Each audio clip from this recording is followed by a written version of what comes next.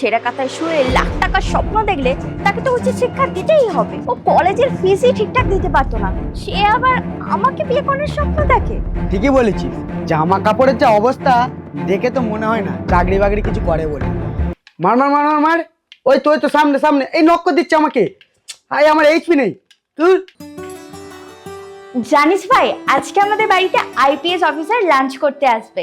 এই তো সবে এসআই তে জয়েন করলি, এই 3-4 মাস হয়েছে, এরই মধ্যে এত বড় অফিসারকে হাত করে ফেললি। আরে ধুর, আমি তো নিজের চোখে ওনাকে কখনোই দেখিনি। আর আমাদের একজন অফিসার আমাকে ফোন করেছিল, বললেন উনি নিজে থেকে আমার সাথে দেখা করতে চাই, আমাদের বাড়িতে আসতে চাই। আর তাছাড়া উনি নাকি আমার কাজের খুব প্রশংসা করেছেন। ওরে বাবা, তাই নাকি? শোন, বেশি কথা বলার সময় নেই, তুই তাড়াতাড়ি খাবারটা অনলাইনে অর্ডার করে দে। আর চল, আমাদের এগিয়ে গিয়ে দাঁড়াতে হবে, উনি কিছুক্ষণের মধ্যেই চলে আসবে। আচ্ছা ঠিক আছে, চল রাস্তায় যেতে যেতে খাবারটা অর্ডার দিয়ে দেবো। হ্যাঁ হ্যাঁ, চল চল চল।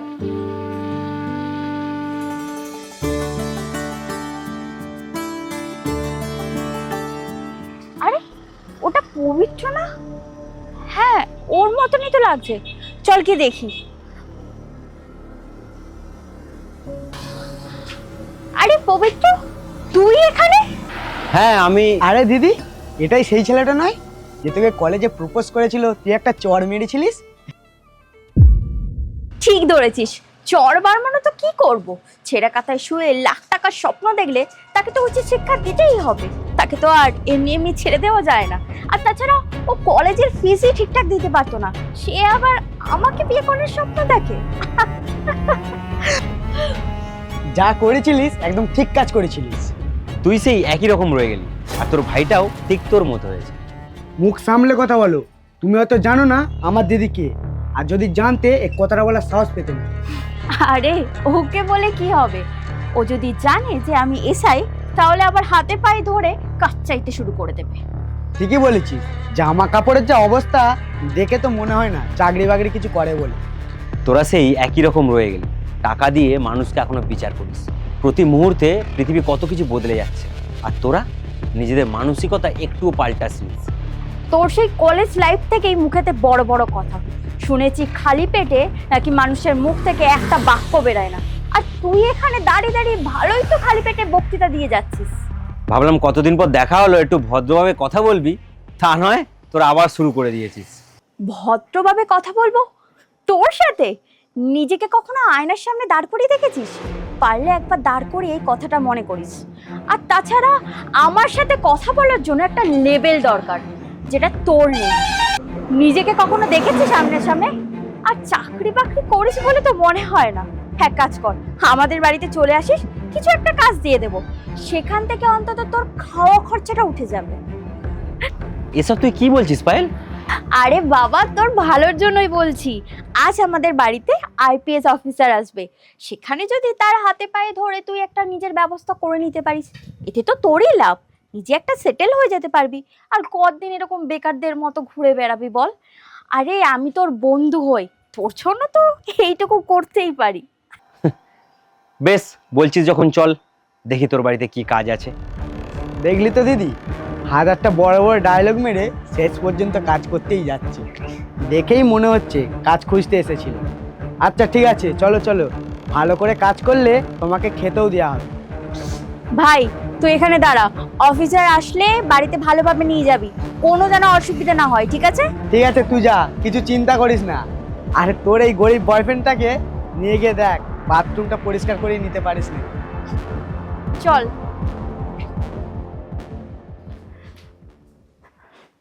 এই শোন, তোকে কি কি কাজ করতে হবে সেটা ভালো করে বুঝে নে।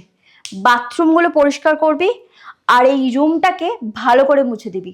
ওইখানে ঝাঁটা আছে, আর আমি তোকে একটা বালতি দিয়ে দিচ্ছি।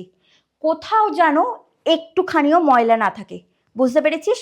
যদি কোথাও আমি একটুখানি ময়লা দেখতে পেয়েছি তাহলে কিন্তু আমি 1 টাকাও তোকে দেব না। আর হ্যাঁ, মনে রাখিস, কাজটা কিন্তু আমি তোকে দিয়েছি, অন্তত আজকের দিনটা পেট ভরে খেতে পারবি। এই এত বড় বাড়িটা কার? এই বাড়িটা আমি এখানেই কিনেছি, বাবা মা এখনো আসেনি, ভাই আর আমি এখানেই থাকি, তবে বাবা রিটায়ার্ড হয়ে গেলেই এখানে চলে আসবে। এই সবে চাকরিতে ঢুকেই এত বড় বাড়ি কিনে নিলি? কি বন্ধু, এখনই মাথা ঘুরে গেলে হবে? তুই জানিস এই চাকরিটা করে আমি কি কি করেছি?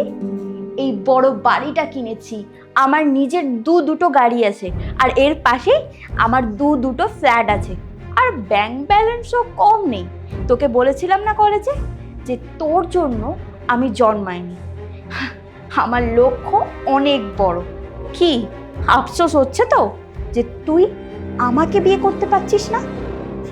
আচ্ছা, তুই কিন্তু আমার প্রশ্নের এখনো উত্তরটা দিলি না। তুই এত তাড়াতাড়ি এরকম বাড়ি করলি কি করে? সেই কৈফিয়ত আমি তোকে দেবো কেন? চুপচাপ ঘরটা পরিষ্কার কর। হ্যালো, হ্যাঁ ঘোষবাবু বলুন। কি স্যার পৌঁছে গেছে? কিন্তু উনি তো এখনো আমাদের বাড়িতে এসে পৌঁছাননি। আপনার কোথাও ভুল হচ্ছে। কি স্যার আপনাকে মেসেজ করে বলেছেন উনি পৌঁছে গেছেন আমাদের বাড়িতে? আচ্ছা, ওনার নামটা কি বলুন তো? কি?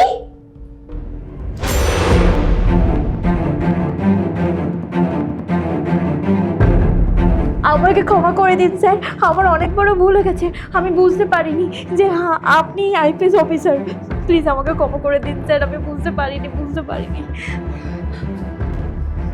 আর পা ধরে কোনো লাভ নেই পায়েল। তোমার আসল চরিত্রটা আমার সামনে পুরোপুরি ফুটে উঠেছে। মাত্র কয়েক মাস চাকরি করেই এত বড় বাড়ি, ফ্ল্যাট, গাড়ি সব কিছু কী করে করলে তুমি? স্যার আমাকে ক্ষমা করে দিন, আমার অনেক বড় ভুল হয়ে গেছে। তাছাড়া আমরা তো বন্ধু, তাই না?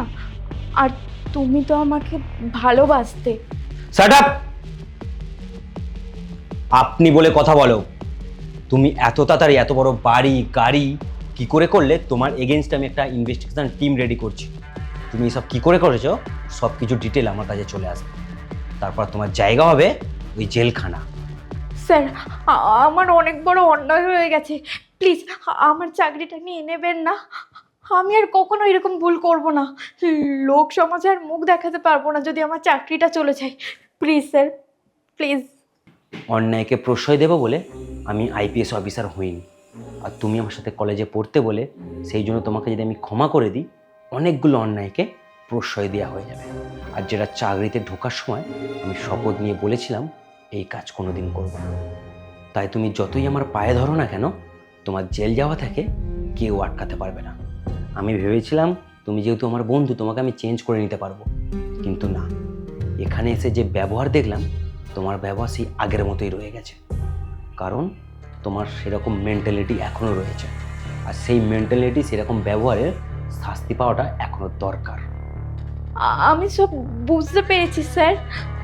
যাকে অন্যায় আটকানোর জন্য সরকার থেকে মাইনে দেওয়া হয়, সেই যদি অন্যায় করে তাহলে দেশের অবস্থাটা কি হবে বুঝতে পারছো তো? রক্ষকে যদি ভক্ষক হয় তাহলে ধ্বংস অনিবার্য। I am sorry Payel.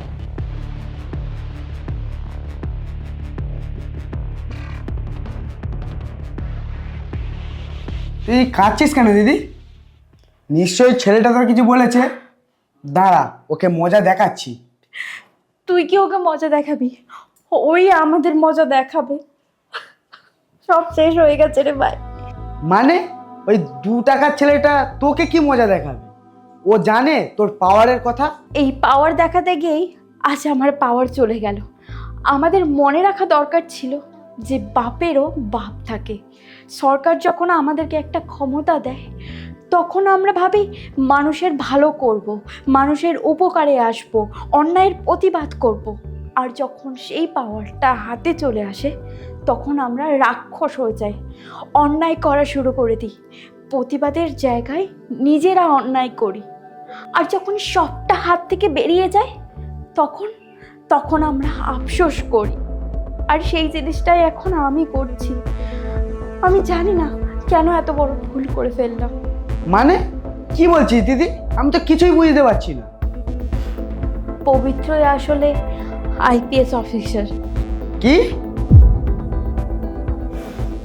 যা ক্ষতি হওয়ার তা হয়ে গেছে। একটা কথা মাথায় রাখিস ভাই, আমার জীবনে তো অনেক ক্ষতি হয়ে গেছে, কিন্তু তুই কখনো এরকম ভুল কাজটা করিস না। তোর হাতে যদি কখনো সম্মান, ক্ষমতা আসে, তাহলে সেটা মানুষের ভালো করার কাজে লাগাস।